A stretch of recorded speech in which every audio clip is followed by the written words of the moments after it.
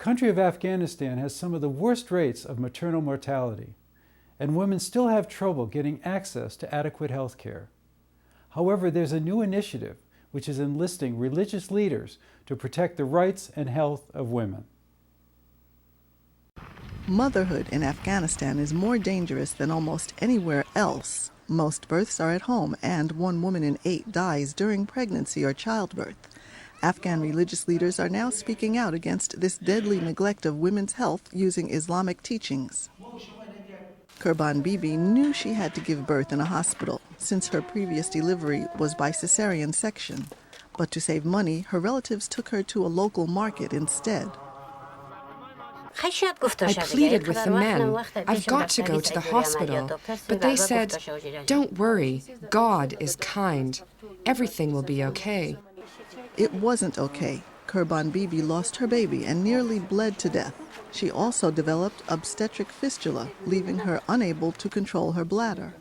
Maulawi Amanuddin of Afghanistan's Ministry of Religious Affairs says denying health care to women like Kurban Bibi is un-Islamic, whether for reasons of poverty or propriety. Access to health services is an equal right. A new initiative enlists Afghan mullahs to teach men and boys to protect the health and rights of their wives, mothers, daughters, and sisters. It aims to reverse the legacy of decades of conflict and poverty. In Friday prayers and community meetings, the religious leaders preach about the harm done by denial of care, domestic violence, child marriage, and spacing births too close together. Maulawi Sadiq Muslim, a senior Supreme Court official, helped develop the program. Having a healthy mother and a healthy family is what it means to have a healthy marriage in Islam. Maulawi Abdul Wali leads the training in Badakhshan, which has the highest maternal mortality in Afghanistan. Because of the war and ongoing tribal disputes, most people live in ignorance. But when issues are raised in light of religious values, it has an impact. Reducing violence against women is a key aim.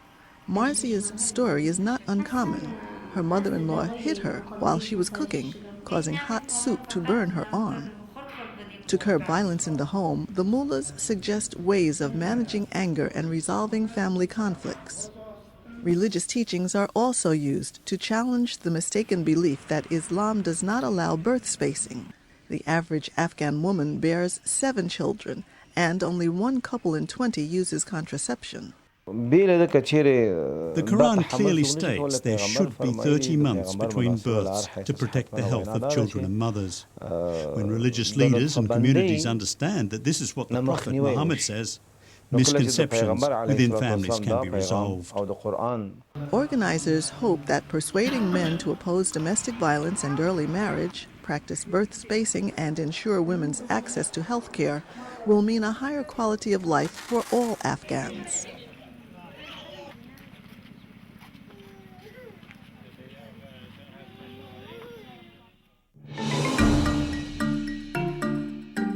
This report was produced by William A. Ryan and Mark Westhoff for the United Nations.